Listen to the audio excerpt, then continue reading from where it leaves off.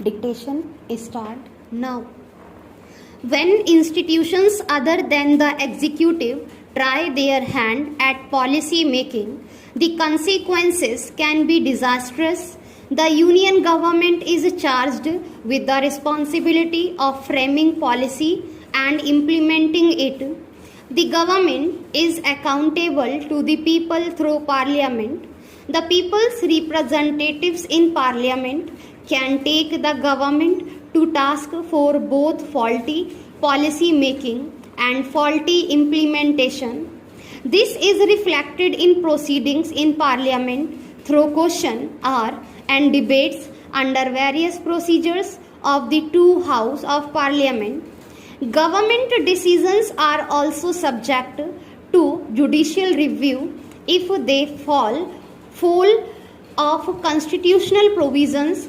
The executive is therefore institutionally accountable. Of late, we have seen constitutional authorities indulging in policy making. The CAG is a shining example of this aberration.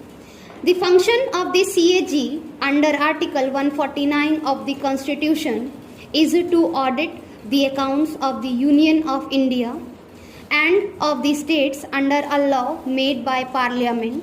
The CAG is entitled to ensure that allocations made are duly applied and charged, and that all expenditure conforms to the authority which govern it. The auditor is not a policy maker, rightly so. Whether or not a particular natural resource is to be auctioned is not for the CAG to decide. This is not an accounting function. The allocation of a natural resource is not a budgetary allocation, nor does it have any semblance to the application of a budgetary allocation. The government may decide that a natural resource in given circumstances be distributed in a manner that serves a particular social and economic objectives. If Akash were to be given free to 11 million children in higher secondary schools in the country, with the objectives of empowering them, it is not for the CAG to comment on such a policy. Of course, the government would forego revenue if Akash were to be priced or put to auction. It will fetch revenue for the government, but that may not be the government's objectives, nor is it with the domain of the auditor to tell us in what manner government should deal with Akash. The CAG, in context of his personal understanding of his authority, could raise an audit objection by stating that government should have charged the cost price of Akash from all parents who can afford to pay, and that not doing so has resulted in revenue loss. Supposing the CAG were to do that, what can the government do?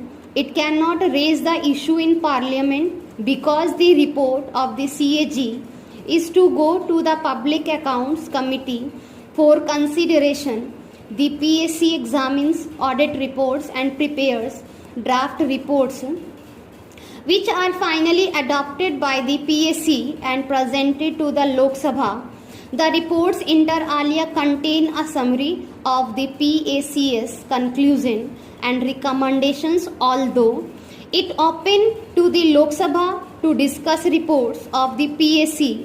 Such discussions are seldom held, though members often use them in the speeches in Parliament on the budget, demands for grants, etc. If a specific issue is brought before the House and discussed on a motion, it is not put to vote.